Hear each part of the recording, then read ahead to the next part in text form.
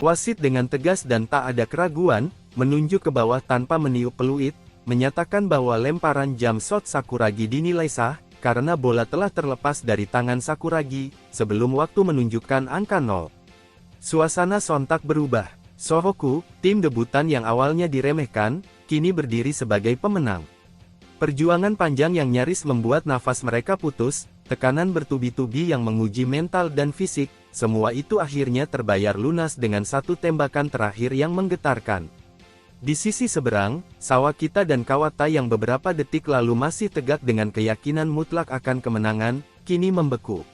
Tatapan mereka membelalak, membisu oleh kenyataan yang tak bisa mereka tolak, bola masuk, poin sah, dan kekalahan Sanoh pun tak terbantahkan.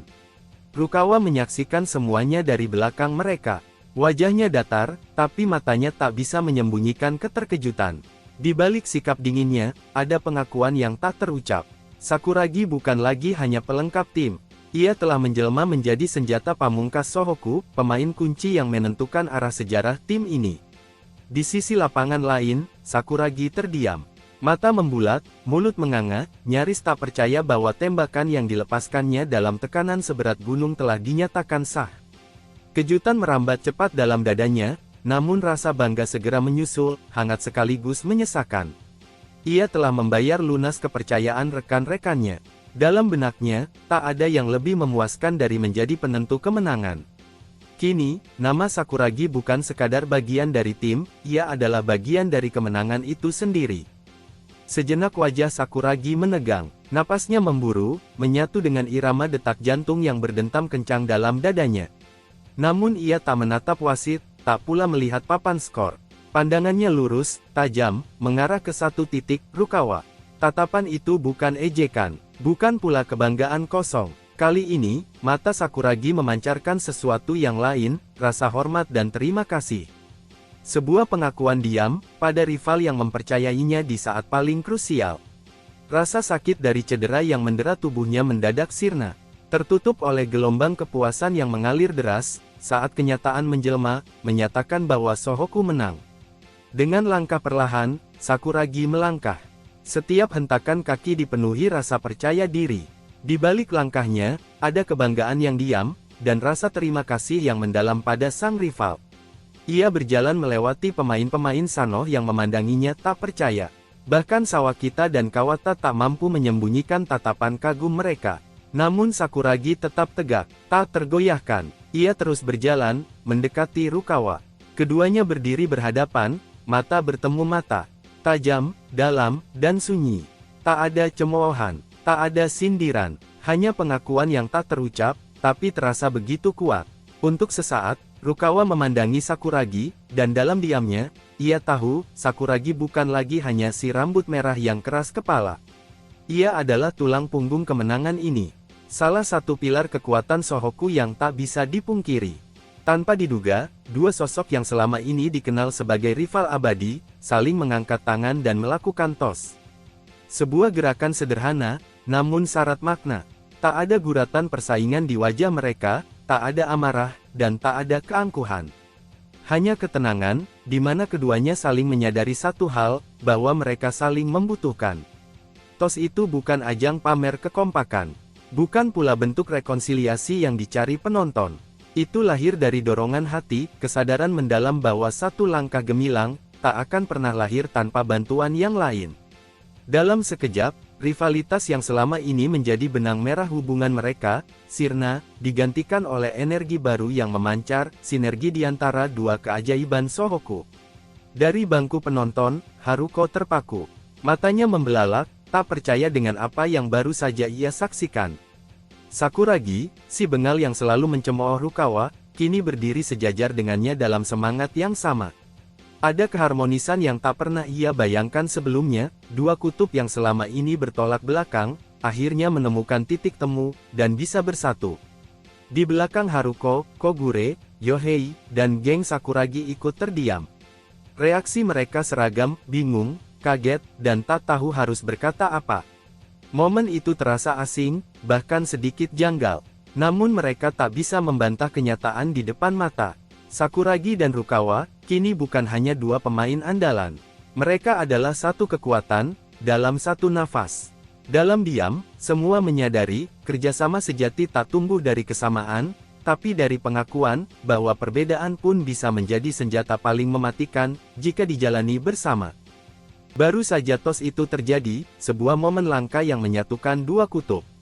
Tiba-tiba mata keduanya membulat. Seperti kilat yang menyambar kesadaran mereka. Dalam sekejap, mereka teringat, mereka adalah rival.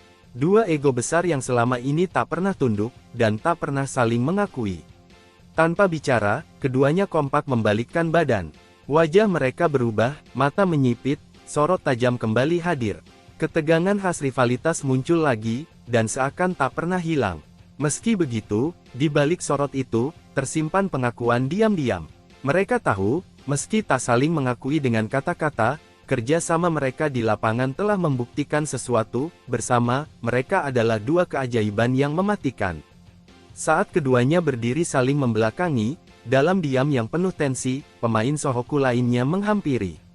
Namun kali ini bukan karena tegang, melainkan tumpahan kegembiraan. Teriakan mereka membahana, bukan dari rasa cemas atau kepanikan, melainkan dari rasa bangga dan kagum. Mereka tahu betul, yang baru saja terjadi bukan sekadar kemenangan, melainkan tonggak perubahan. Kelima pemain Shohoku pun saling merangkul. Bahu yang tadi nyaris roboh, kini tegak dengan bangga. Nafas yang tadi tersengal, kini mengalir ringan. Luka, nyeri, dan tekanan yang menggerogoti tubuh dan mental selama pertandingan, kini tenggelam dalam satu rasa, bahagia. Bahagia karena mereka telah menang, dan lebih dari itu, mereka menang sebagai satu kesatuan. Para pemain cadangan Shohoku berlari menuju tengah lapangan. Langkah mereka ringan, wajah mereka bersinar oleh kebanggaan yang tak terbendung. Meski tak satu pun dari mereka, selain Kogure, turun langsung ke medan laga, namun setiap detik pertandingan telah mereka jalani dengan dada berdebar, tangan gemetar, dan harapan yang terus membuncah. Kini, semua rasa cemas dan tegang itu lenyap. Yang tersisa hanyalah tawa, air mata, dan pelukan. Seluruh tim Shohoku, dari yang bermain hingga yang menunggu di bangku cadangan, larut dalam satu rasa, kebahagiaan mutlak sebagai sebuah kesatuan yang tak pernah menyerah. Di pinggir lapangan, air mata mengalir di pipi Haruko. Bukan hanya karena Shohoku menang, tapi karena ia menyaksikan sendiri perjalanan seorang pemuda bodoh yang dulu tak paham bola basket, kini berdiri sebagai pilar yang mengangkat martabat tim ini. Tangisan itu adalah kebanggaan, untuk perjuangan Sakuragi, untuk kerja keras tanpa pamrih, dan untuk kemenangan yang terasa mustahil atas sang juara bertahan 3 kali, Sano. Dan tak jauh dari sana, pelatih Anzai tersenyum lebar. Dalam diam, ia menikmati momen yang tak ternilai, momen ketika kerja keras, keyakinan, dan semangat muda berpadu sempurna dalam kemenangan. Shohoku bukan lagi tim debutan. Hari ini, mereka adalah legenda. Di tengah gegap gempita kemenangan Shohoku, suasana di sisi lain lapangan tampak kontras.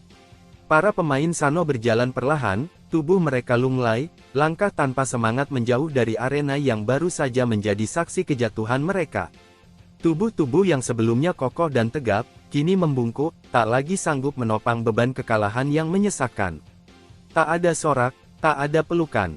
Hanya keheningan yang menggantung di antara mereka.